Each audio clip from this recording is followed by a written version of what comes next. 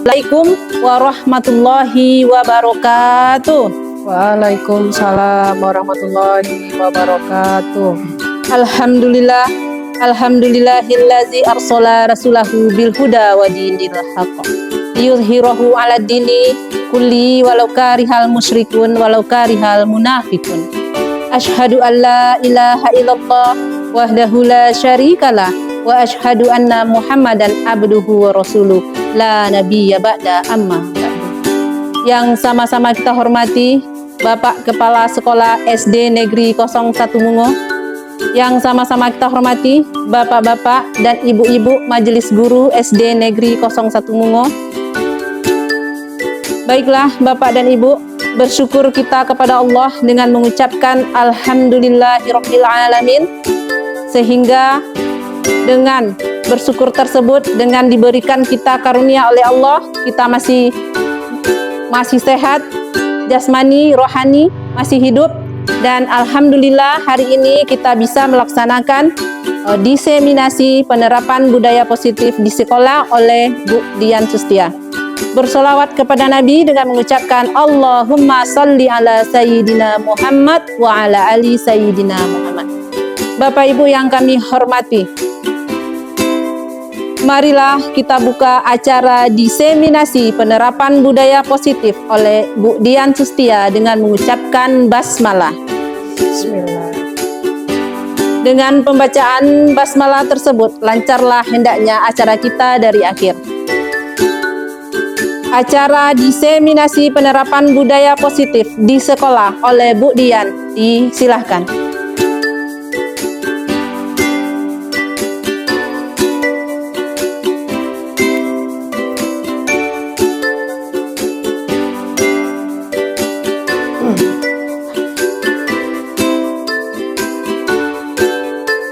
Baik, terima kasih kepada Bu BP yang telah membawakan dan membuka acara pada hari ini, yaitu dengan agenda diseminasi penerapan budaya positif di sekolah. Nah, sebelum kita menuju ke agenda kita pada hari ini, akan saya coba dengan membuka pantun. Pergi ke pasar membeli paprika, Cakep, pulangnya melewati goa.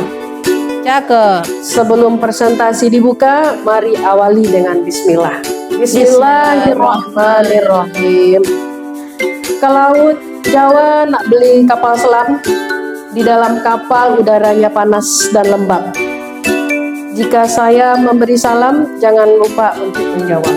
Assalamualaikum warahmatullahi wabarakatuh. Waalaikumsalam warahmatullahi wabarakatuh.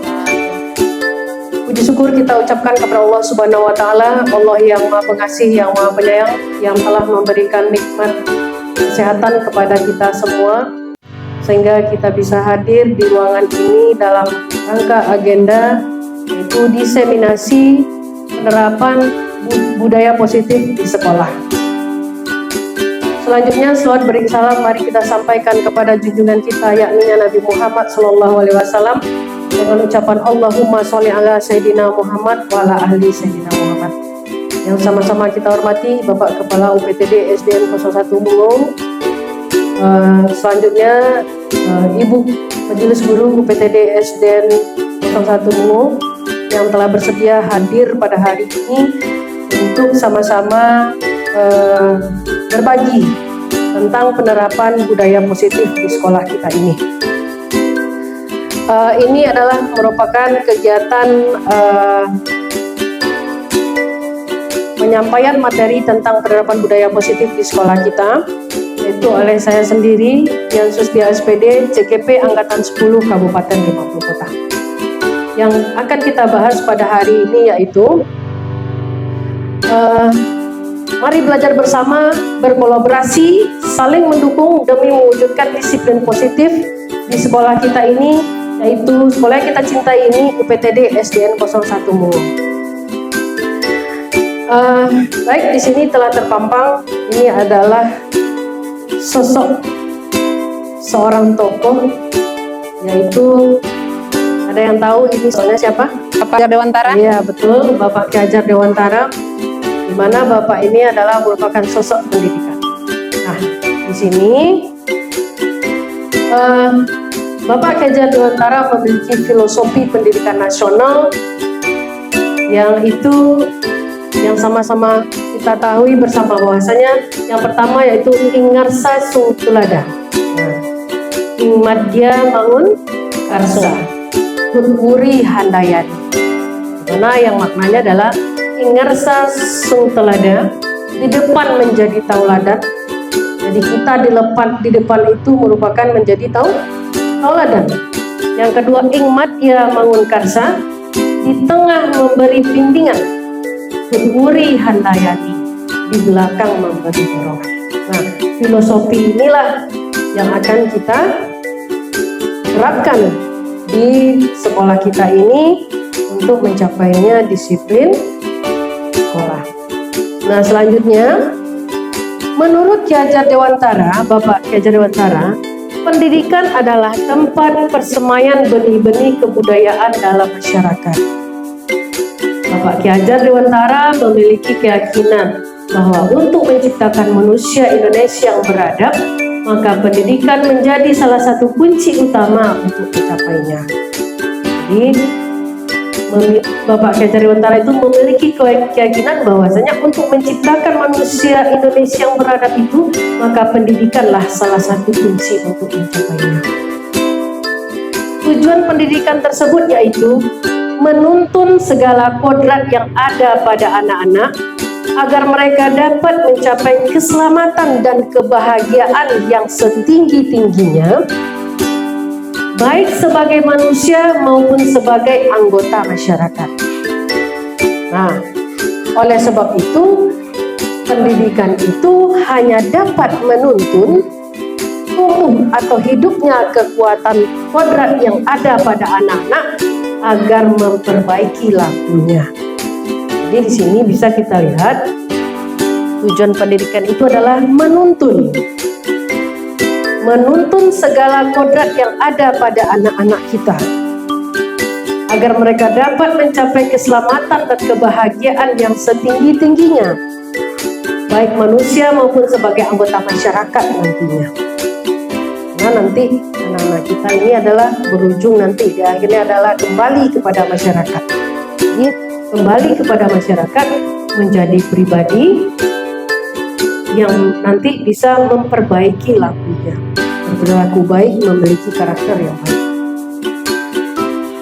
Nah, selanjutnya di sini Bapak Ki Hajar Dewantara mengibaratkan peran pendidik seperti seorang petani atau tukang kebun.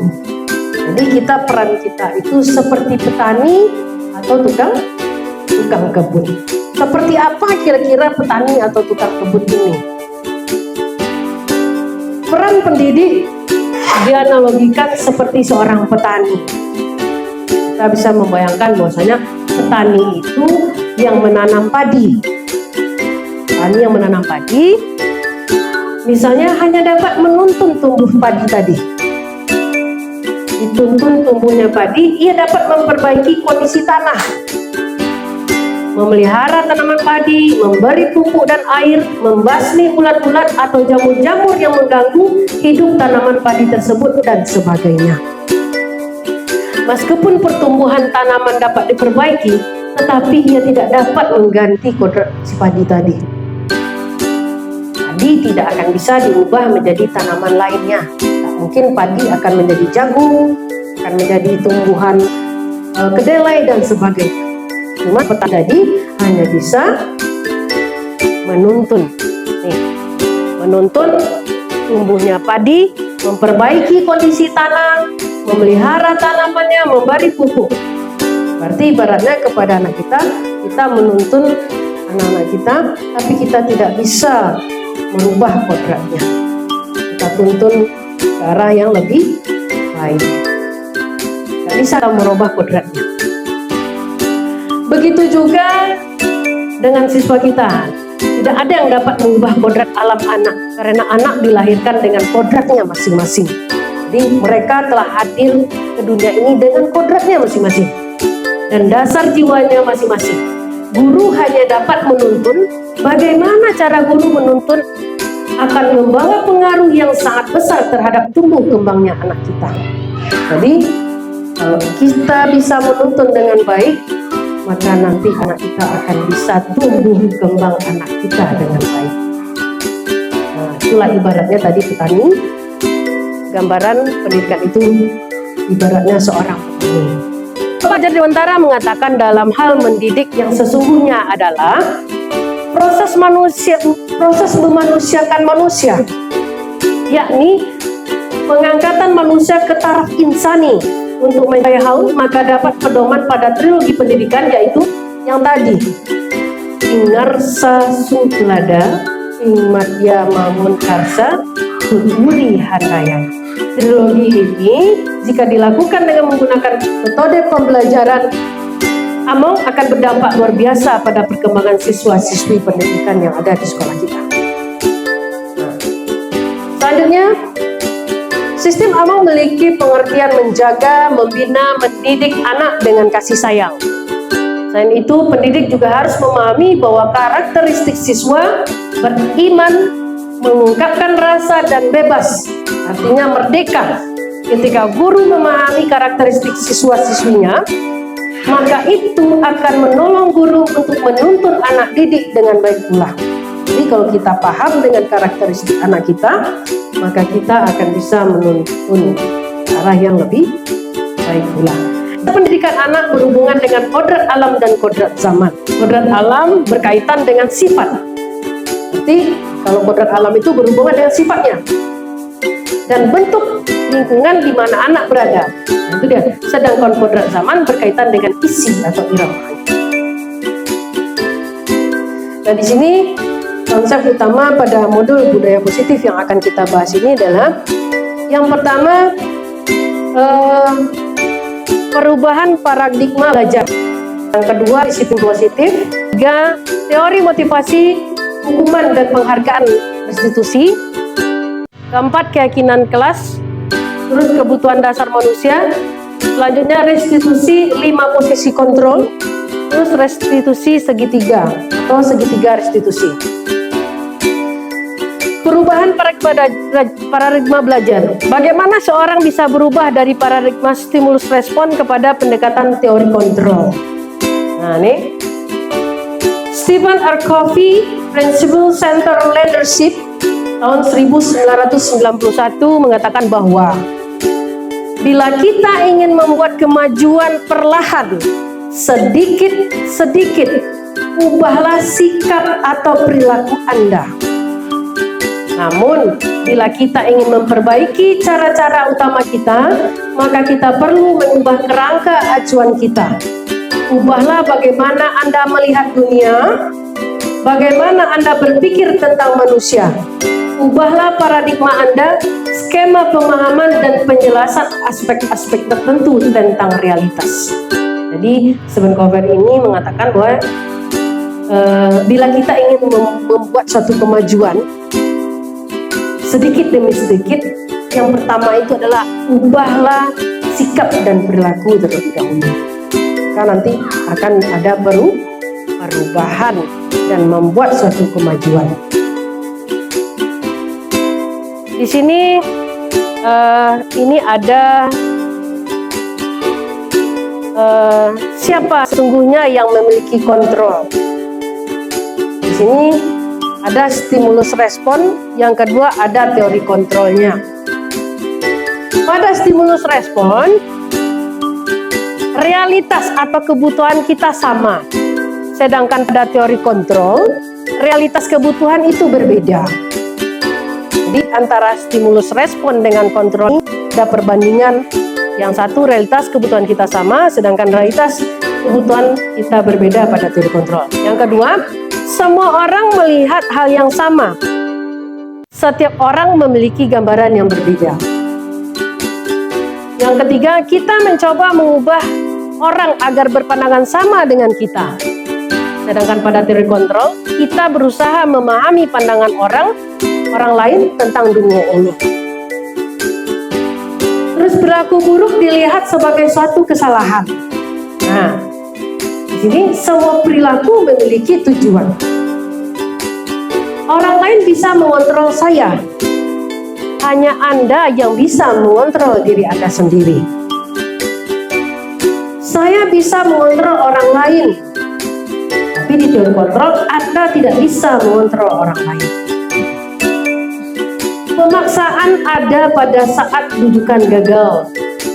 Kolaborasi dan konsensus menciptakan pilihan-pilihan baru. Nah, ini dia, kolaborasi dan konsensus menciptakan pilihan-pilihan baru. Model berpikir menang atau kalah. Nah, kalau kita berpikir seperti menang kalah, tapi pada teori kontrol model berpikir menang-menang. Nah, seperti itu. Selanjutnya kita lanjut ke sini.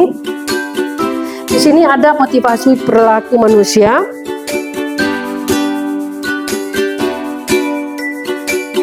Motivasi merupakan dorongan yang timbul pada diri seseorang secara sadar atau tidak sadar untuk melakukan sesuatu tindakan dengan tujuan tertentu. Jadi, perilaku manusia ini, motivasinya merupakan dorongan yang timbul pada diri seseorang secara sadar atau tidak sadar untuk melakukan suatu tindakan dengan tujuan tertentu. Jadi, tujuannya ada. Nah, itu di sini ada 3 di sini. Bentuknya menghindari ketidaknyamanan. Nah, ini cara nanti menghadapinya. Oke, menghindari ketidaknyaman dan hukuman. Nah, di sini nanti murid akan melakukan disiplin diri karena ia takut dihukum. Ini merupakan motivasi intrinsik. Merupakan motivasi intrinsik. Jika nanti terjadi berupa nanti hukuman, maka murid melakukan disiplin diri karena ia takut. Jadi kalau diberi hukuman itu nanti karena takut dia, maka nanti kalau sudah takut dihukum, maka ada ketidaknyamanan bagi dia. Selanjutnya di sini ada lagi nanti perilaku manusia itu peserta didik kita mendapat imbalan atau penghargaan dari orang lain. Nah, kita sering memberikan imbalan atau penghargaan pada peserta didik. Nah, jadi murid melakukan disiplin diri karena ia ingin mendapat imbalan atau mendapatkan sesuatu. Ini merupakan motivasi ekstrinsik. Nah, yang ketiga, menghargai nilai-nilai kebajikan diri sendiri. Murid melakukan disiplin diri karena sadar akan nilai kebajikan dirinya. Ini merupakan motivasi intrinsik. Ada 3 motivasi perilaku. Selanjutnya, next di sini ada pembagian dengan paradigma baru. Ini kita telah paham, telah mempelajari ada profil pelajar Pancasila di sini. Pembelajaran dengan paradigma baru dirancang berdasarkan prinsip pembelajaran yang terdiferensiasi sehingga setiap siswa belajar sesuai dengan kebutuhan dari tahap perkembangannya untuk mewujudkan profil pelajar Pancasila ini. Nah, profil pelajar Pancasila di situ ada beriman bertakwa kepada Tuhan Yang Maha Esa, mandiri, bernalar kritis, kreatif, bergotong royong, dan berkebinekaan global. Nah, kita masuk saja ke disiplin positif. Ini yang akan kita terapkan pada sekolah kita. Dalam budaya kita, makna kata disiplin dimaknai menjadi suatu yang dilakukan seseorang pada orang lain untuk mendapatkan kepatuhan kita, cenderung menghubungkan kata disiplin dengan ketidaknyamanan. Ini dalam budaya kita makna kata disiplin seperti ini. Disiplin positif merupakan salah satu cara penerapan disiplin yang bertujuan untuk menumbuhkan kesadaran serta memberdayakan anak untuk melakukan suatu tanpa sogokan, ancaman, atau hukuman. Nah, ini kalau disiplin positif. Sebagai pendidik, tujuan kita adalah menciptakan anak-anak yang memiliki disiplin diri sehingga mereka bisa berperilaku dengan mengacu pada nilai-nilai kebajikan universal dan memiliki motivasi intrinsik, bukan ekstrinsik yang ditayangkan sebelum tadi. Nah, ya. Di sini ada konsep disiplin dengan identitas gagal. Jadi kalau kita menerapkan konsep disiplin dengan identitas gagal ini, apa ciri-cirinya, apa bentuknya? Bentuk yang pertama adalah hukuman. Kita sering memberi hukuman kepada anak kalau kita memberikan hukuman kepada anak, nanti pada diri anak itu yang akan timbul bagi peserta didik kita adalah rasa menyakitkan kalau kita hukum. Yang kedua, tidak nyaman. Yang ketiga, murid merasa takut terus. Setelah itu sifatnya memaksa, ada keterpaksaan di situ. Terus murid menyembunyikan kesalahan, murid menjadi rendah diri. Nah, kalau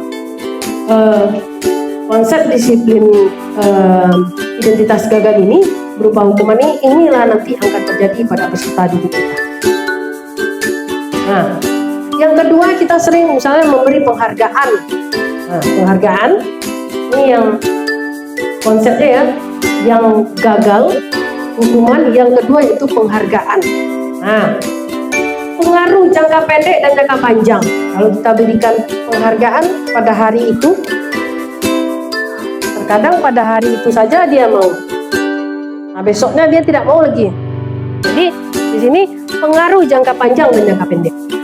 Setelah itu tidak efektif.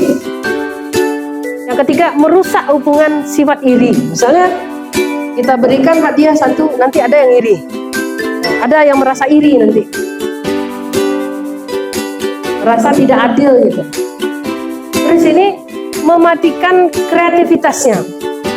Sampai di sana aja. Jadi dia merasa udah puas sampai di situ, dia dapat hadiah deh. Setelah itu menghukum dengan sistem ranking. Nah, ini kadang kita kan siswa kita, Bu, mana rankingnya, Bu? Kok nggak beranking? Nah, jadi sistem ranking itu akan menghukum. Nah, merampas hak menghargai dirinya. Nah, inilah nanti yang akan terjadi pada konsep disiplin dengan identitas gagal. Yang satu hukuman, yang kedua penghargaan. Nah, nanti bisa kita refleksi pada diri kita nanti bagaimana konsep disiplin yang gagal ini yang terjadi pada kita. Selanjutnya di sini ini konsep disiplin dengan identitas sukses. Nah, ini yang kita tunggu-tunggu. Konsep disiplin dengan identitas sukses. Bagaimana bentuknya?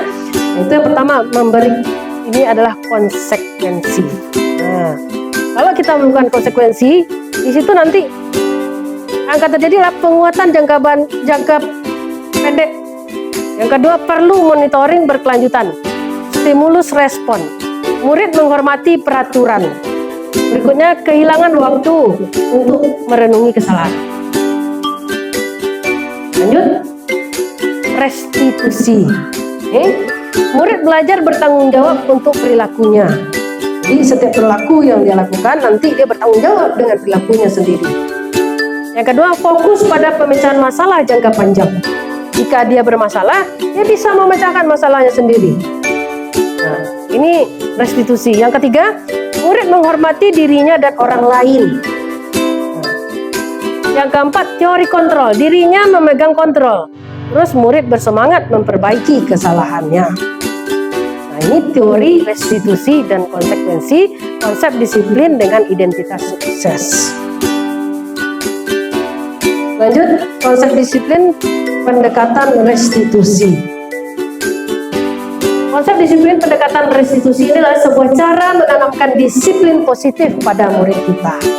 Nah, bagaimana cara menerapkan disiplin positif pada murid kita? Pengertian restitusi. Apa itu restitusi? Nah, restitusi adalah proses menciptakan kondisi bagi murid untuk memperbaiki kesalahan mereka, sehingga mereka bisa kembali pada kelompok mereka dengan karakter yang lebih kuat. Ini oleh Gioseni 2004. Jadi restitusi ini fungsinya adalah menciptakan kondisi bagi murid untuk memperbaiki kesalahan mereka sehingga mereka bisa kembali pada kelompok mereka dengan karakter yang lebih kuat. Nanti setelah dia melakukan kesalahan nanti akan ada kekuatan di dalam dirinya. Bagaimana ciri-ciri restitusi ini? Satu, bukan menebus kesalahan namun belajar dari kesalahan.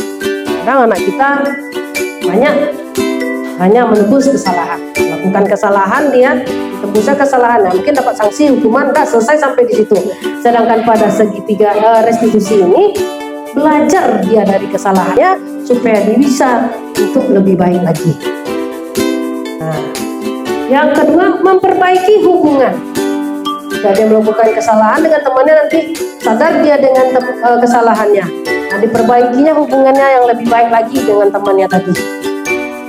Tawaran bukan paksaan. Jadi di sini kalau hukum kan terpaksa. Kalau di restitusi ini tidak ada terpaksa. Tawaran, ditawarkan, disuruh dia berpikir nanti, ditawarkan, dikasih gambaran-gambaran. Nanti di situ dia paham kesalahannya. Nah, jadi disitulah tawaran, bukan paksaan. Berikutnya, menuntun untuk melihat ke dalam diri, mencari kebutuhan dasar yang mendasari tindakannya. Fokus pada karakter, bukan tindakan. Menguatkan dan fokus pada solusi. Menguatkan dan fokus kita kepada solusinya. Apa solusi yang terbaik karena kita melakukan kesalahan. Di sini ada perbedaan. Ini ada contoh kasus siswa sering tidak membawa buku pelajaran. Nah, contoh kasusnya diberikan contoh di sini. Misalnya anak kita tidak membawa, sering tidak bawa buku pelajaran. Nah, kalau kita beri hukuman, nah ini contohnya hukuman, guru menghukum siswa tersebut, misalnya berdiri di depan kelas, atau silakan cepat ulang. Nah, seperti itu, guru marah, murid akan menjadi takut. Nah, sifatnya mendadak. Itu kalau hukuman yang kita berikan. Nah, yang kedua ada konsekuensi. Guru memberikan konsekuensi untuk menjemput buku pulang. Guru tegas, siswa menghormati peraturan. Sedangkan pada restitusi, guru menanyakan keyakinan kelas dirinya dan membantu siswa menyelesaikan masalahnya. Jadi ditanyakan dulu keyakinan kelas mana yang telah dia langgar, nanti setelah itu dibantu penyelesaiannya. Terus guru terbuka dan siswa menghormati dirinya dan orang lain, saling terbuka, jujur. Setelah itu adanya keadilan tanpa keterpaksaan. Nah, kalau kita melakukan nanti ini restitusi. Inilah bedanya hukuman, konsekuensi, dan restitusi. Kita lanjut. Ini ada berupa keyakinan kelas. Tadi di situ ada keyakinan kelas katanya di situ dalam bentuk restitusi. Nah, seperti apa keyakinan kelas ini? Sekarang kita lihat dulu sini, mengapa keyakinan kelas, mengapa tidak peraturan kelas saja? Atau mengapa kita memiliki peraturan tentang penggunaan helm pada saat mengendarai roda 2 atau sepeda motor? Yang kedua, mengapa harus mencuci tangan sebelum makan? Nah, kalau dia itu di peraturan, peraturan itu berupa aturan yang disepakati di kelas dan mungkin bersifat satu arah saja. Kalau keyakinan kelas merupakan pernyataan singkat yang diyakini membawa kebaikan kepada warga kelas. Yang keempat, yang ketiga, keyakinan merupakan nilai-nilai kebajikan universal yang disepakati secara tersirat dan tersurat, lepas dari latar belakang suku, negara, bahasa maupun agama.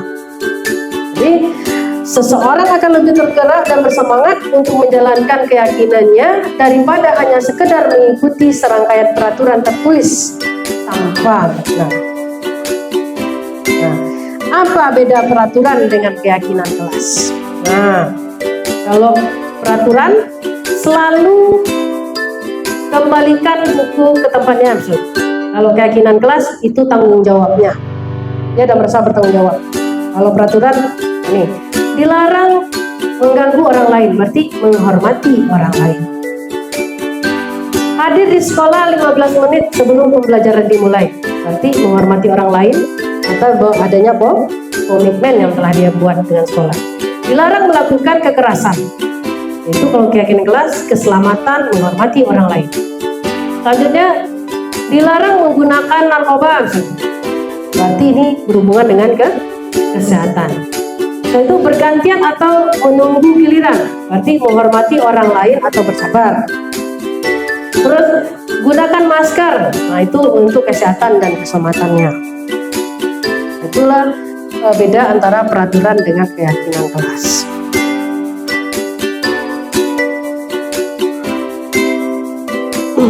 Di sini ada contoh kegiatan membuat keyakinan kelas.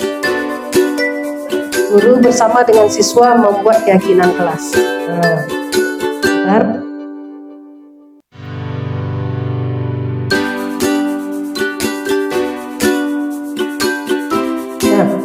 satu, guru berdiskusi bagaimana langkah-langkahnya pembuatannya. Yang pertama, nanti guru berdiskusi tentang kesepakatan kelas. Yang kedua, merumuskan kesepakatan kelas. Kesepakatan menjadi keyakinan kelas. Yang ketiga, menempelkan keyakinan kelas. Nanti ada contohnya di sini, video yang akan ditayangkan. Kita lanjut saja dulu.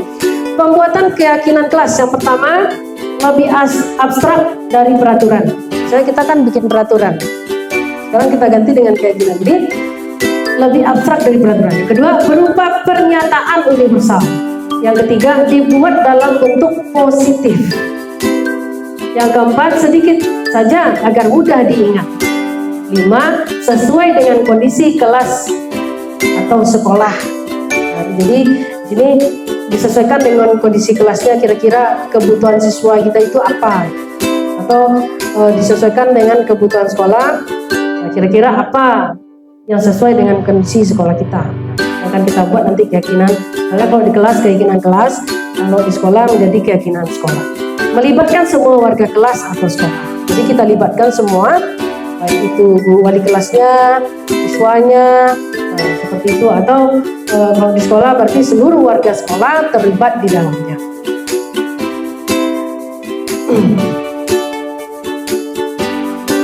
Nah, baik, di sini akan dicontohkan satu, ada videonya di sini.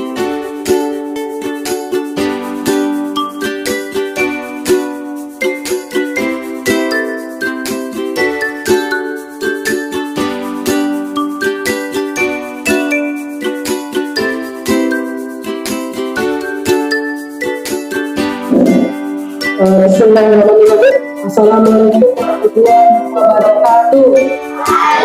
Kalau dilihat videonya,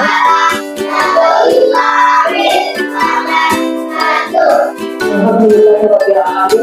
Bersyukur kita ucapkan kepada Allah Subhanahu wa Ta'ala, Allah yang Maha Pengasih, yang Maha Penyayang, yang telah memberikan rahmat-Nya kepada kita semua, sehingga kita bisa hadir di kelas yang kita cintai ini, kelas 4.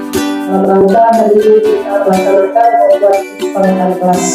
Selanjutnya saya dari salam kita sampaikan kepada ibu dari kita yang ini Nabi Muhammad SAW dengan ucapan Allahumma sholli ala sayyidina Muhammad wa ala alihi wasallam. Baik, karena ibu sayangi kelas KKA pada hari ini adalah kita kegiatan kita membuatkan dan kesepakatan kelas. Di sini saya bertanya, ini adalah kesepakatan kelas yang akan kita buat. Nah, Ibu bisa melihat ke depan apa itu kesepakatan kelas. Kesepakatan kelas itu adalah suatu aturan yang dibuat dan disepakati bersama antara siswa dan guru guna membantu siswa dan guru untuk menciptakan suasana belajar yang aman dan nyaman dan tenang. Nah, jadi apa itu kesepakatan kelas?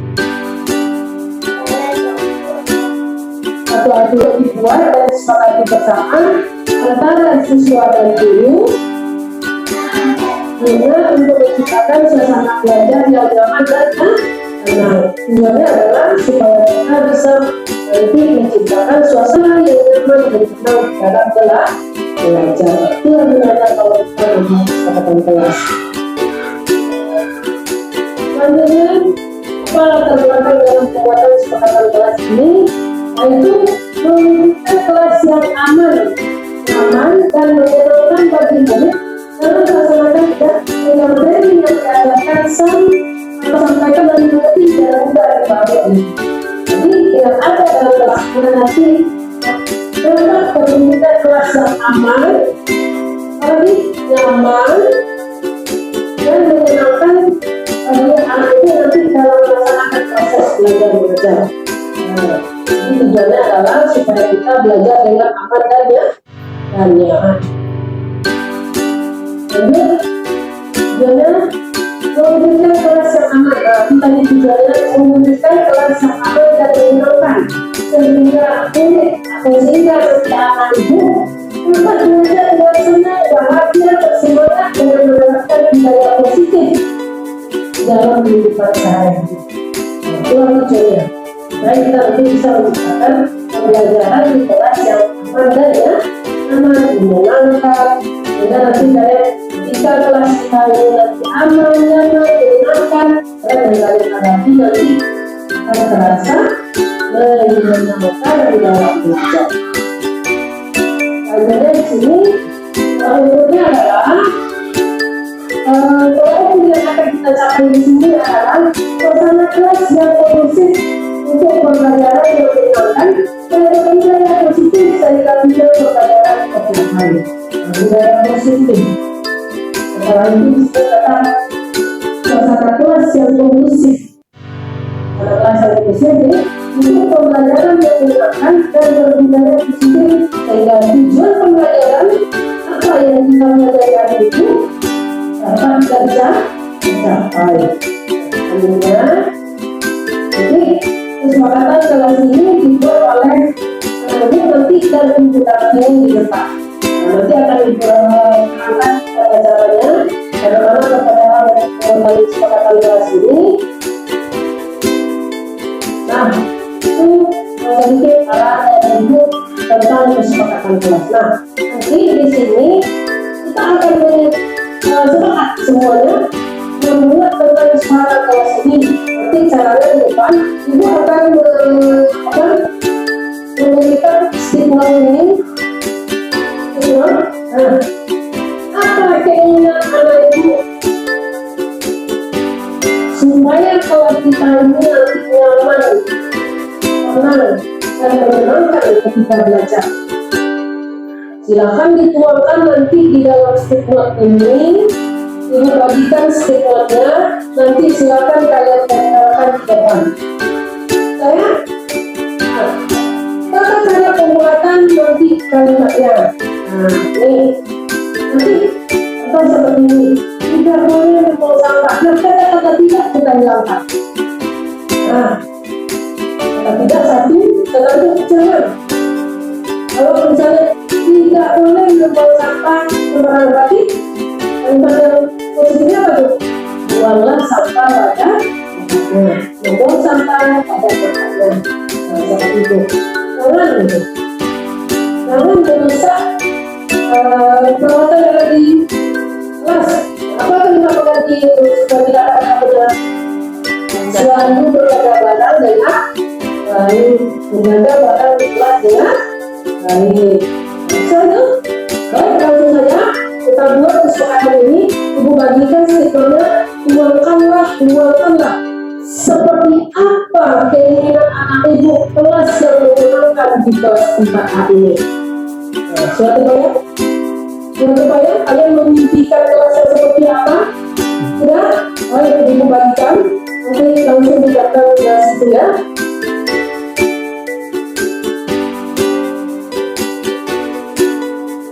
Dikoper ke belakang. Ini untuk nempel nanti ya. Ini untuk nempel. Jadi tulisnya di sini. Dua ke belakang. Dua. Empat. Satu. Dua. Kalau wajah ke belakang. Ya. Albi ke belakang. Satu. Dua. Tiga. Empat. Apa lagi? Bagikan aja mas ya. Ini contoh pembuatan kelas ya, Bapak Ibu. Yang sudah mendapatkan stigma, nah silakan luangkanlah kelas yang seperti apa yang kalian impikan supaya kalian bisa belajar dengan tenang, nyaman, dan bahagia sehingga nanti pembelajaran yang kalian pelajari selama bersama dengan ibu tercapai. Nah, nanti silakan di depan sini. Dilempar. Nah, ini anak-anak sudah pikirkan kelas seperti apa yang mereka inginkan.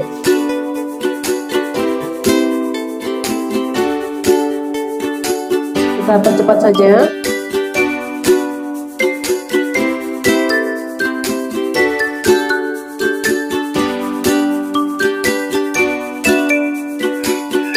ini mereka sedang menuliskan keyakinan kelas yang mereka buat. Jadi yang pertama membuat yang kelas itu kita bincangkan dengan siswa kita dulu. Kita arahkan mereka apa itu keyakinan kelas. Nah, setelah itu apa guna, apa tujuan dari keyakinan kelas ini. Setelah itu mereka menuliskan, saya tuliskan, nanti mereka menempelkan ke depan. Sudah, silakan ditempel di sini. Nah, ini mereka menempelkan satu-satu keinginan mereka dengan menggunakan kata-kata positif. Singkat. Nah, ini ditempelkan.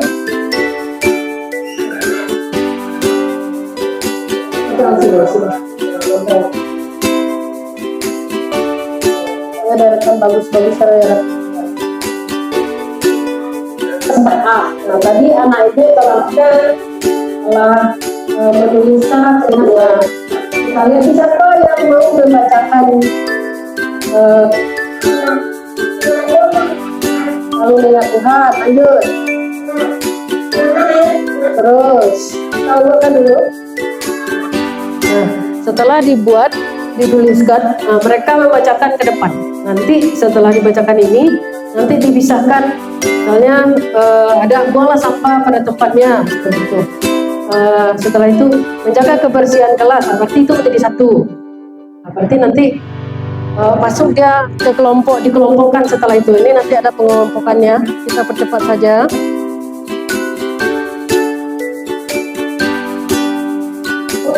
Nah, ini dikelompokkan kalimat-kalimatnya yang sama. Kemana begitu? Nah, sini. Terus ini tidak bersama. Tidak bersama berarti kelompoknya di mana nih? Saling berdiskusi dengan teman-teman, berarti kekeluargaan ini. Terus tempat tugas, tepat waktu. Berarti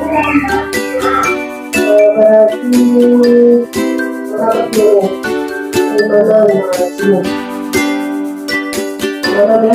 Di sini jangan main kelas pembelajaran, saling menjaga kelas. Terus teman buang sampah pada tempatnya, barang-barang dengan takip. Nah, ini bisa kita takip, kita ambil ini ya. Nah, baik. Kembali kita ke materi ini. Itu tadi contoh pembuatan keyakinan kelas.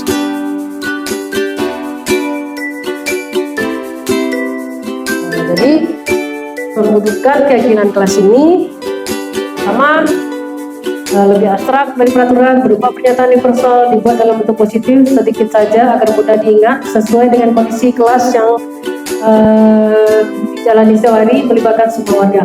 Jadi dari kesempatan kelas itu nanti terakhir setelah diungkapkan kalimat, nah nanti seperti misalnya keimanan, berdoa sebelum dan sesudah belajar. Nah, kebersihan tadi kan ada jagalah buanglah sampah pada tempatnya, nanti marah ke kebersihan, nanti menjaga semua ruang kelas atau di lingkungan kelas. Nah, keamanan, nah, saling menjaga, nanti diombongkan kira-kira keamanan misalnya tidak berkelahi atau tidak berkelahi dengan teman, itu kan ada kata tidak, nanti dikelompokkan lagi, nanti perginya ke sini. Nah, nih kekeluargaan, saling interaksi sama teman. Setelah itu ada keamanan, saling menjaga barang-barang di kelas. Nah, kerindangan, kerapihan, keindahan. Nah, nih bersama-sama menghias ruang kelas. Di sini ada 7 yang telah dibuat oleh kelas 4A kemarin. Keimanan, kebersihan, keamanan, kekeluargaan, kerindangan, kerapian, dan keindahan ya. Nah, ya itu dia. Nah, itulah kira-kira. Kita lanjut. Nah, terus ya ada satu yang lupa kemarin. Nah, itu kalau bisa setelah membuat keyakinan kelas itu, siswa kita meminta mereka menandatangani kesepakatan yang telah mereka buat. Berarti mereka yang berbuat, nanti mereka tanda tangani masing-masing. Nanti itulah yang akan diterapkan di kelasnya. Jadi inilah bentuk dari kesepakatan kelas. Kita lanjut.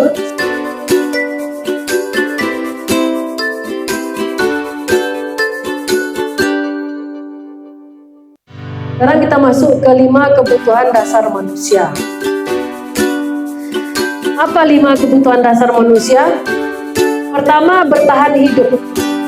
Yang kedua, kasih sayang dan rasa diterima. Yang ketiga, penguasaan atau kebutuhan pengakuan atas kemampuan. Yang keempat, kebebasan atau kebutuhan akan kelihatan. Yang kelima, kesenangan, untuk mencari kesenangan, bermain dan tertawa. Jadi 5 kebutuhan dasar manusia itu ini, maksud kita juga berarti ini 5 kebutuhan dasar, begitu juga buat kita. Jadi di sini ada dari 5 kebutuhan dasar tadi, ada 5 posisi kontrol restitusi untuk menghadapi siswa tersebut. Yang pertama, sebagai penghukum. Yang kedua, sebagai teman, manajer, pembuat rasa bersalah, atau pemantau. Nanti kira-kira di 5 posisi kontrol ini kita kemana posisi kita. Nanti bisa kita merefleksi diri kita masing-masing. Di penghukumkah kita, di temankah, di manajerkah, pemantaukah, atau pembuat rasa bersalah. Nah, sekarang kita masuk dulu ke penghukum. Nah, penghukum di sini bisa menggunakan hukuman fisik atau verbal. Ini bentuknya. Yang kedua, kemungkinan murid akan marah dan mengintip. Nah, ini kalau kita berikan hukuman pada siswa kita, ya, bisa menggunakan hukum fisik atau verbal.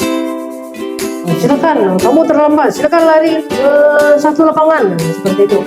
Atau lagi nanti kita hukum sedang WC lah atau apalah, nanti siswa kita kemungkinan mereka akan marah dan mengintip, dendam dia sama kita.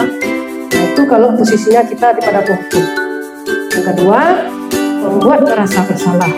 Bagaimana kita di posisi membuat merasa bersalah ini? Nah, guru akan bersuara lebih lembut saja. Kita pelan. Yang kedua, makan keinginan yang membuat orang lain merasa tidak nyaman atau berserta diri. Dan ketiga, murid akan memiliki penilaian diri yang buruk tentang diri mereka dan merasa tidak berharga dan telah mengecewakan orang-orang yang disayangnya. Contoh kata seperti ini. Nah, kamu kenapa terlambat? Kemarin kamu udah terlambat lagi. Kamu gak kasihan lihat ibu? Ada rasa bersalah di dalam diri anak. Gak kasihan sama ibu. Nah, ibu wali kelas kamu, nanti di kantor kamu lagi yang dipanggil. Nah, kita menghadapi anak seperti itu, ini membuat rasa bersalah ini. Jadi anak nanti itu akan bersuara lembut, istilahnya menggunakan keinginan yang membuat orang lain merasa tidak nyaman atau bersalah atau rendah diri dia. Yang ketiga, murid akan memiliki penilaian diri yang buruk tentang diri mereka. Karena dia ada rasa bersalah dalam dirinya. Nah, setelah itu murid merasa tidak berharga dan telah mengecewakan orang yang disayangkan. Itu membuat merasa bersalah. Terus yang ketiga, ini adalah posisinya teman. Nah, bagaimana pula kita memposisikan kita sebagai teman? Di sini tidak akan menyakiti murid, namun akan tetap berupaya mengontrol murid melalui persuasi. Yang kedua, posisi teman pada guru bisa negatif ataupun positif. Yang ketiga, menggunakan hubungan baik dan humor untuk mempengaruhi seseorang. Itu bentuk dari posisi teman. Lanjut saja, yang berikutnya, pemantau. Bertanggung jawab atas perilaku orang-orang yang kita awasi. Nah, ini tukang pantau, diawasi terus anak ini. Berdasarkan pada peraturan-peraturan dan konsepsi, mengenai perhitungan, catatan, data, dan dapat digunakan sebagai bukti atau atas perilaku seseorang. Jadi ini ada data ya, catatan. Terus menggunakan stiker, slip catatan, daftar cek. Terus berikutnya, murid memahami konsekuensi yang harus dijalankan karena telah dilanggar salah satu peraturan sekolah. Nah, ini bentuk pemantau ini. Sudah terbayang, Ibu? Ini pemantau tadi teman ya, kita lanjut yang terakhir nih, manajer. Guru membuat sesuatu bersama dengan murid, mempersilakan murid mempertanggungjawabkan perilakunya, mendukung murid agar dapat menemukan solusi atas persoalan dirinya sendiri. Terus memiliki keterampilan di posisi teman maupun pemantau. Ketiga, murid diajak untuk menganalisis kebutuhan dirinya maupun kebutuhan orang lain. Nah, tugas seorang manajer ini adalah membimbing murid untuk dapat mengatur dirinya, bukan memisahkan murid dari kelompoknya, tapi mengembalikan murid tersebut ke kelompoknya dengan lebih baik. Nah, dari kelima ini, setelah kita lihat dan pelajari, posisi inilah yang paling bagus. manajer ini.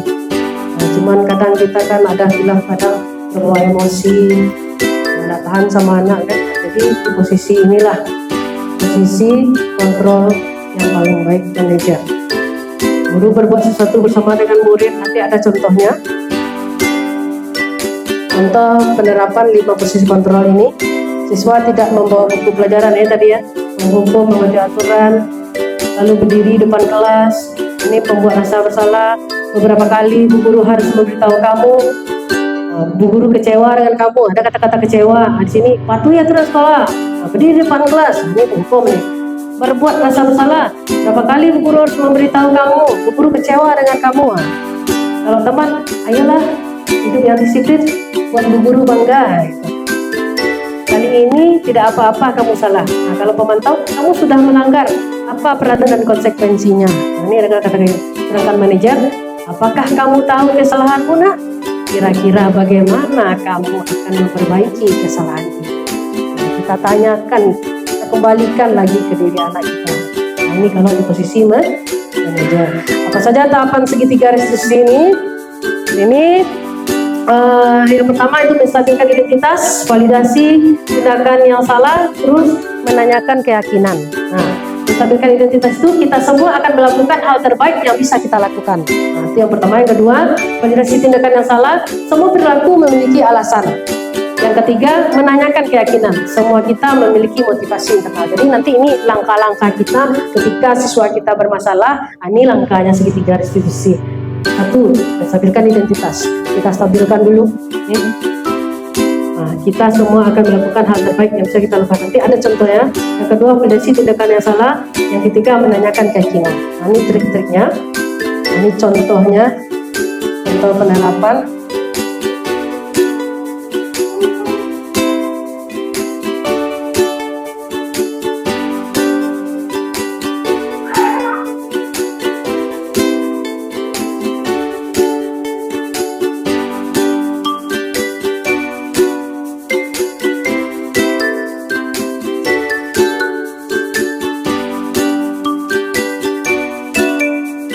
Ini sering tak bawa buku ya.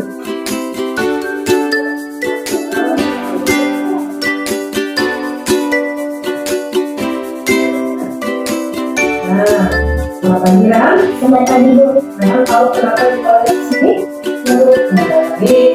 Dari beberapa pertemuan rekan sering tidak membawa buku tulisan. Nah, ini langkah awal. Ya Bu. Nah, yang tahu kalau sering tidak membawa buku pelajaran itu merupakan kesalahan. Ya Bu. Dia dijelaskan ya, kalau berbuat kesalahan itu adalah tapi apakah saat ini akan menjadi orang yang baik untuk diberikan sendiri dengan tidak membawa buku pelajaran tersebut? Ya Bu. Nah, sekarang yang terpenting kita mencari solusi dan memperbaiki kesalahan ini. Setuju? Setuju. Nah, baik. Kita tahu, saya sering tidak membawa buku pelajaran. Tentu ada alasannya. Orang menjelaskan apa hal yang sering tidak membawa Karena saya tidak sempat untuk sebabkan oleh lainnya saya sering menanamkan seperti menghabiskan waktu-waktu untuk belajar.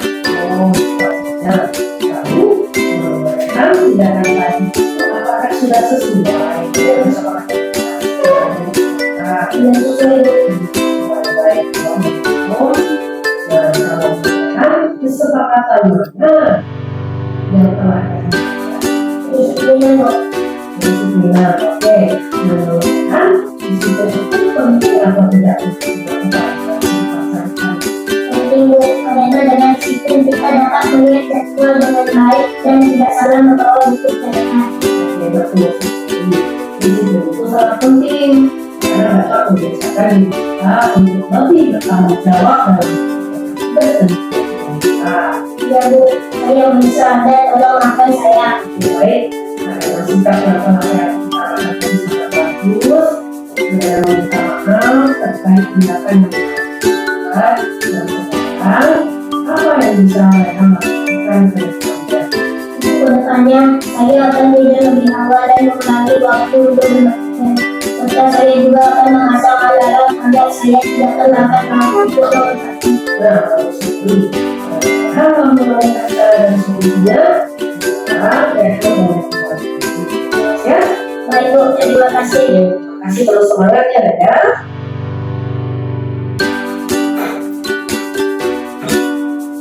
Nah, itu contoh penerapan segitiga restitusi.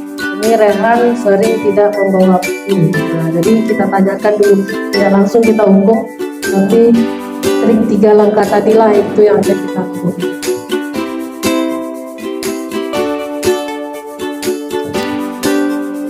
Nah, dari kegiatan tadi, segitiga restitusi sudah, keyakinan kelas sudah. Nah, kira-kira ada nggak yang ingin ditanyakan di sini?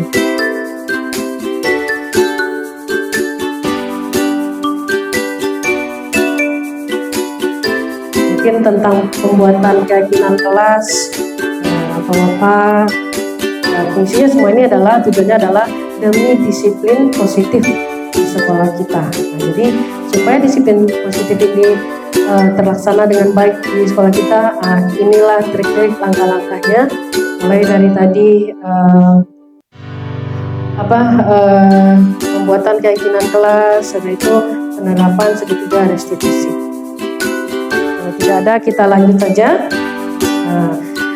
Dalam penerapan program disiplin positif, hendaknya guru memiliki standar kepribadian profesional dan sosial yang baik, di mana guru mampu berefleksi pada posisi kontrol saat ini, bagaimana perjalanan dirinya sebagai among atau posisi belajar yang menuntut murid-murid menjadi insan yang mandiri. Mereka merdeka dan bertanggung jawab. Nah, ini standar nasional pendidikan. Jadi itulah penerapan disiplin positif di sekolah kita. Mudah-mudahan nanti dengan kegiatan penerapan disiplin positif ini kita bisa merefleksi diri kita bisa mengontrol diri kita kembali pada posisi mana kita pada saat ini, dan apa yang harus kita perbaiki dan apa yang harus kita lanjutkan ke depannya dengan disiplin positif di sekolah kita terlaksana. Nah, mungkin itu saja hari ini penyampaian materi agenda kita pada hari ini tentang disiplin positif sekolah. Jika tidak ada yang ingin bertanya, kita tutup saja kegiatan kita hari ini dengan Assalamualaikum warahmatullahi wabarakatuh. Sedikit saya berpantun dulu, saya tutup kembali. Tadi dibuka dengan pantun, kita tutup lagi dengan pantun. Batu pecah dibenturkan, rusak bunga di tengah taman. Terima kasih kami aturkan untuk semua teman-teman. Bunga mekar di perbukitan, sawah luas di pedesaan. Terima kasih atas perhatian, mohon maaf untuk kesalahan. Assalamualaikum warahmatullahi wabarakatuh. Waalaikumsalam.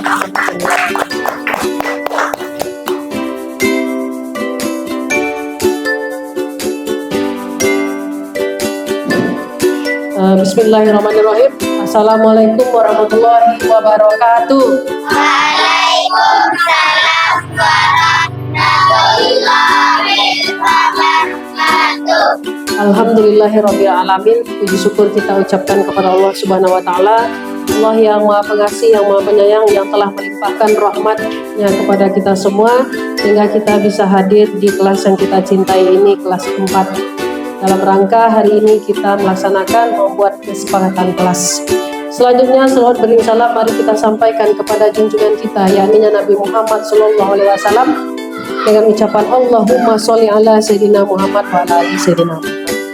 Baik anak ibu yang ibu sayangi, kelas 4A, pada hari ini agenda kita adalah kegiatan kita pembuatan yang namanya kesepakatan kelas. Nah, di sini setelah tertayang, ini adalah kesepakatan kelas yang akan kita buat. Nah, kalian ibu bisa melihat ke depan. Nah, apa itu kesepakatan kelas? Nah, kesepakatan kelas itu adalah suatu aturan yang dibuat dan disepakati bersama antara siswa dan guru guna membantu siswa dan guru untuk menciptakan suasana belajar yang aman dan nyaman dan tenang. Nah, jadi apa itu kesepakatan kelas? Adalah suatu suatu aturan yang dibuat dan disepakati bersama antara siswa dan guru guna untuk menciptakan suasana belajar yang nyaman dan tenang. Tujuannya adalah supaya kita bisa nanti menciptakan suasana yang nyaman dan tenang di dalam belajar. Itulah gunanya kalau kita membuat kesepakatan kelas. Selanjutnya, apa latar belakang dalam pembuatan kesepakatan kelas ini? Yaitu mewujudkan kelas yang aman, nyaman, dan menyenangkan bagi murid dalam melaksanakan kerja sehingga materi yang diajarkan sampaikan dengan mengerti dan mudah dipahami oleh murid. Jadi dengan ada kelas maka nanti dapat terwujudnya kelas yang aman, apalagi nyaman dan menyenangkan bagi anak ibu nanti dalam melaksanakan proses belajar mengajar. Jadi tujuannya adalah supaya kita belajar dengan aman dan nyaman. Lanjut, tujuannya mewujudkan kelas yang aman. Nah, itu tadi tujuannya mewujudkan kelas yang aman dan menyenangkan sehingga murid atau sehingga nanti anak ibu dapat belajar dengan senang, bahagia, bersemangat dengan menerapkan budaya positif di dalam kehidupan sehari-hari. Nah, itulah tujuannya, supaya kita nanti bisa menciptakan pembelajaran di kelas yang aman dan nyaman, menyenangkan, sehingga nanti kalian ketika kelas kita ini nanti aman, nyaman, menyenangkan, yang kalian hadapi nanti akan terasa menyenangkan di dalam belajar. Selanjutnya di sini tolak ukurnya adalah tolak ukur yang akan kita capai di sini adalah suasana kelas yang kondusif untuk pembelajaran yang menyenangkan dan berbudaya positif sehingga tujuan pembelajaran tercapai. Nah, budaya positif. Setelah itu di sini tetap suasana kelas yang kondusif. Suasana kelas yang kondusif untuk pembelajaran yang menyenangkan dan berbudaya positif sehingga tujuan pembelajaran apa yang kita pelajari hari itu dapat tercapai. Nah, selanjutnya nanti kesepakatan kelas ini dibuat oleh anak ibu nanti dan ibu dampingi di depan. Nah, nanti akan ibu terangkan tata caranya, bagaimana tata cara nanti pembuatan kesepakatan kelas ini. Nah, itu sedikit arahan dari ibu tentang kesepakatan kelas. Nah, nanti di sini kita akan sepakat semuanya membuat tentang kesepakatan kelas ini. Nanti caranya di depan ibu akan memberikan stick note ini, stick note. Nah, apa keinginan anak ibu supaya kelas kita ini nanti nyaman, tenang, dan menyenangkan ketika belajar? Silahkan dituangkan nanti di dalam stick note ini. Ibu bagikan stick note-nya, nanti silakan kalian tempelkan di depan. Nah, tata cara pembuatan nanti kalimatnya. Nah, nih. Nanti contoh seperti ini. Tidak boleh membuang sampah. Nah, kata-kata tidak kita hilangkan. Nah, kata tidak satu, setelah itu jangan. Kalau misalnya tidak boleh membuang sampah sembarangan, berarti kalimat yang positifnya apa tuh? Buanglah sampah pada tempatnya. Membuang sampah pada tempatnya. Nah, seperti itu. Jangan merusak peralatan yang ada di kelas. Nah, apa kalimat pengganti itu supaya tidak ada kata-kata jangan? Selalu menjaga barang dengan baik. Menjaga barang di kelas dengan baik. Nah, bisa itu? Baik, langsung saja kita buat kesepakatan ini. Ibu bagikan stick note-nya, luangkanlah seperti apa keinginan anak ibu kelas yang menyenangkan di kelas 4A ini. Nah, sudah terbayang? Sudah terbayang kalian memimpikan kelas yang seperti apa? Sudah? Baik, ibu bagikan. Nanti langsung ditempel ke situ ya.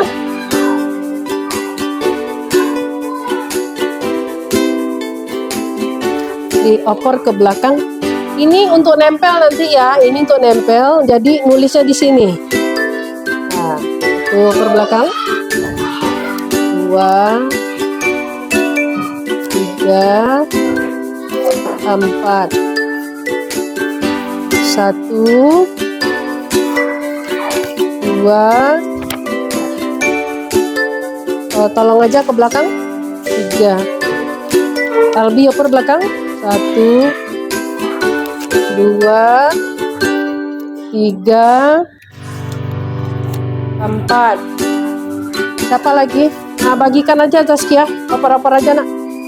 Nah, yang sudah mendapatkan stick note, nah silakan luangkanlah kelas yang seperti apa yang kalian impikan supaya kalian bisa belajar dengan tenang, nyaman, dan bahagia sehingga nanti pembelajaran yang kalian pelajari selama bersama dengan ibu tercapai. Nah, luangkanlah. Nanti silakan ditempel di depan sini di lembar kertas yang sudah ibu sediakan. Nah, tuh nanti.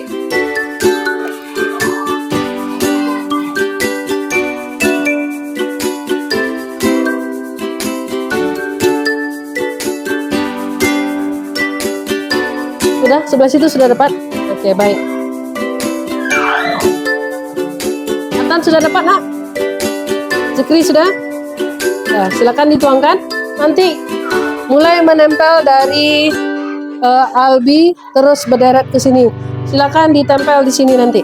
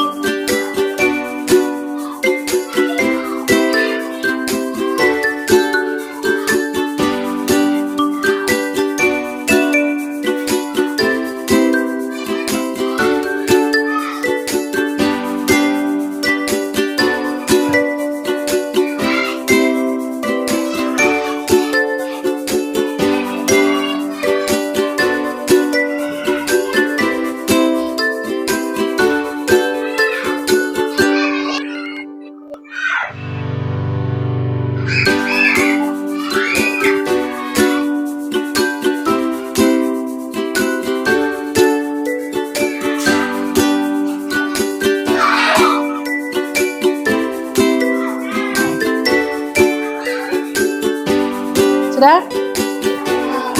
Tidak usah dikasih nama, nak. Kalau sudah, silakan ditempel di sini, di kertas depan. Nah, deretkan aja di sini. Nah, tempel Zahira. Safira. Nah, luruskan aja. Nah, langsung sambung ke sini.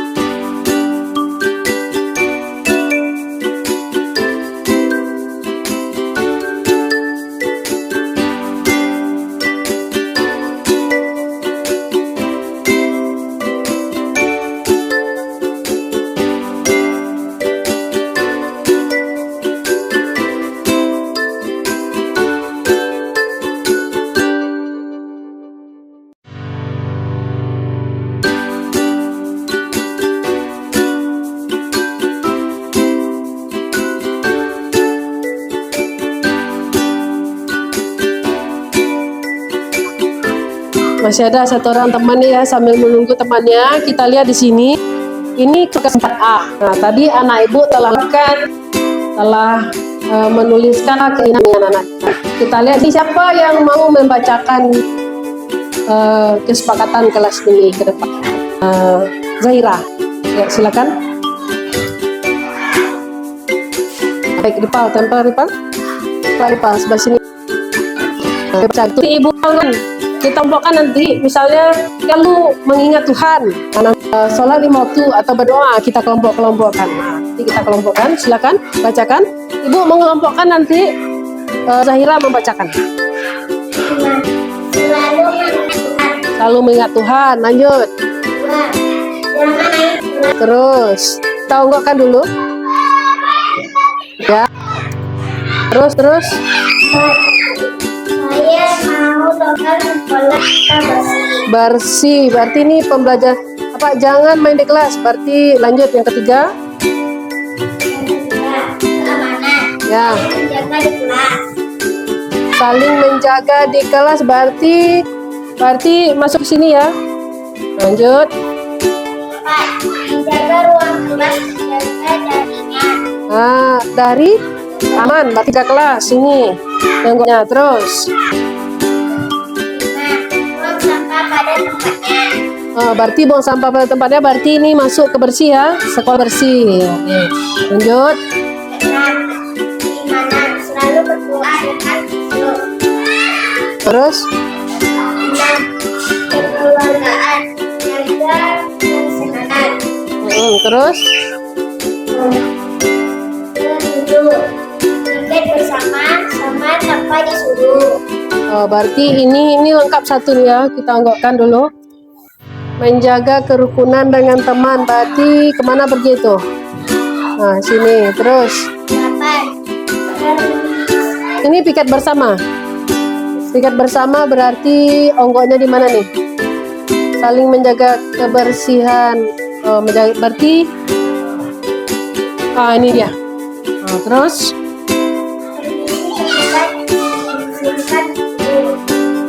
Berarti izin ketika keluar kelas. Lanjut. Berarti kebersihan di sini, menjaga kebersihan. Terus.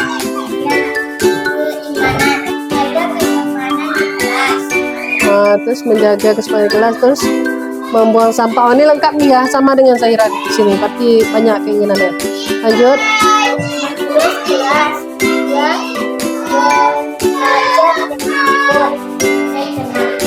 Belajar dengan rukun. Ini lengkap juga di sini. Kita anggapkan ini dulu. Terus. Berarti ini membuang sampah pada tempatnya. Terus. Saling berdiskusi dengan teman-teman. Berarti kekeluargaan ini. Terus. Membuat tugas tepat waktu. Ini ada satu. Ya. Berarti kemana pergi ini? Keimanan. Nah, sini. Keamanan ya. Di sini jangan main di kelas pembelajaran. Saling menjaga kelas. Nah, ini dia. Terus. Berarti menjaga kebersihan. Nah, baik. Terima kasih Zahira. Silakan duduk. Nah, baik. Ini adalah kesepakatan kelas yang telah anak ibu buat.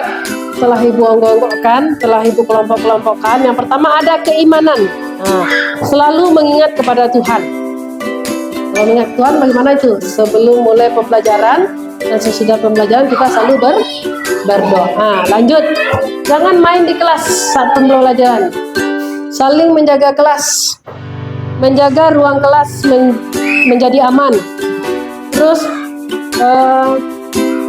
menjaga barang-barang yang ada di kelas.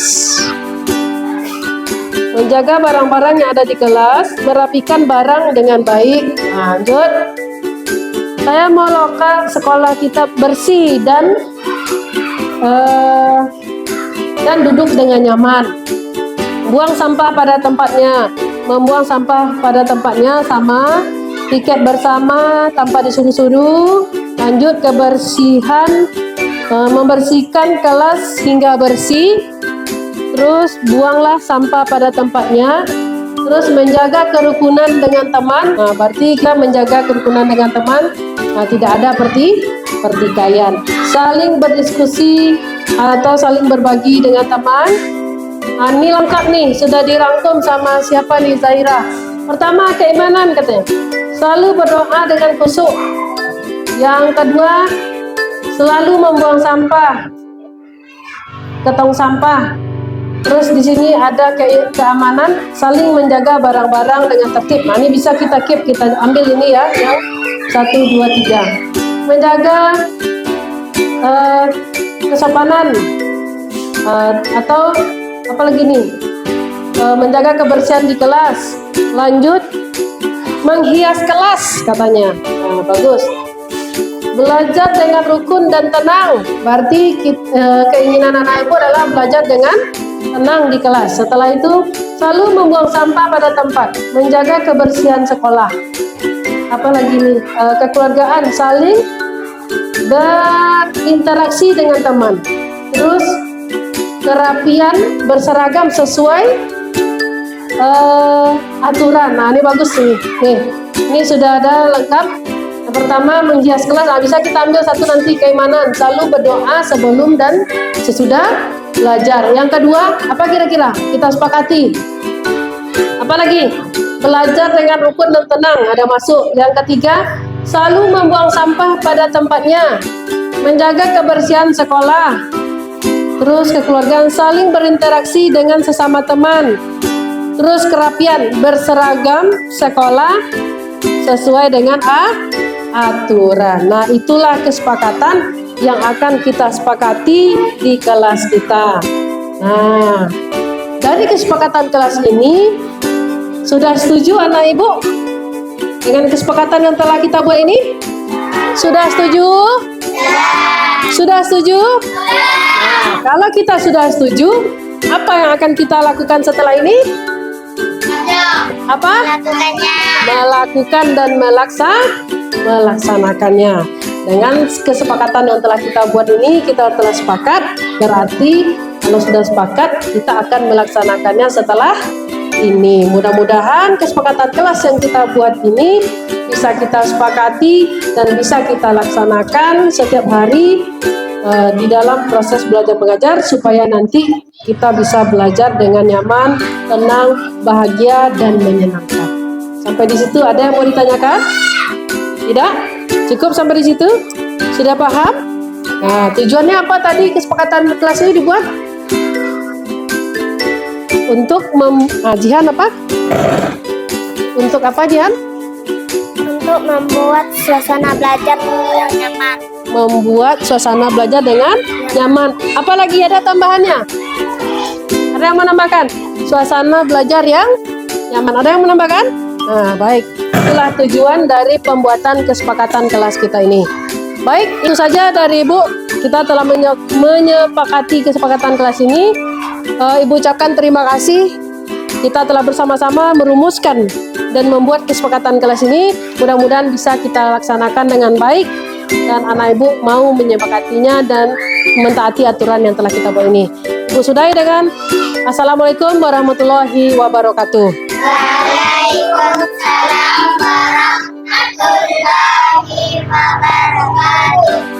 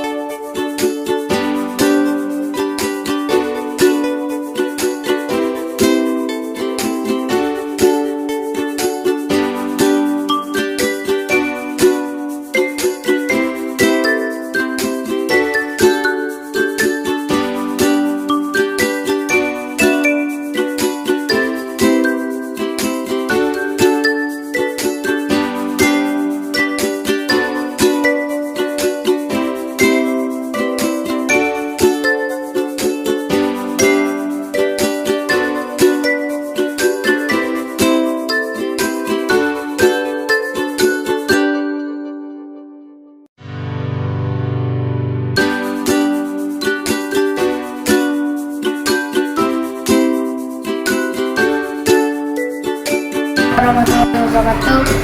Perkenalkan, nama saya Sian Samuel dari kelas 4A UPTD SDN 01 Mongo. Assalamualaikum warahmatullahi wabarakatuh. Perkenalkan, nama saya Jihan Talita Ulfa dari kelas 4A UPTD SDN 01 Mongo. Assalamualaikum warahmatullahi wabarakatuh. Perkenalkan, nama saya Adinda Tanzani Atia dari kelas 4A UPTD SDN 01 Mongo. Perkenalkan, nama saya Azura Dewi Deomi dari kelas 4A UPTD SDN 01 Mongo. Perasaan saya senang sekali. Sangat senang karena seru sekali.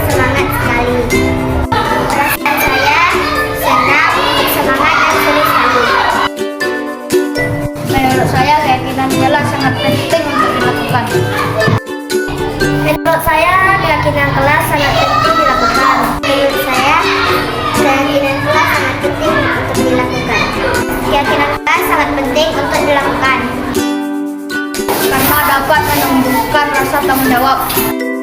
Karena membuat kita sangat disiplin sekali. Dapat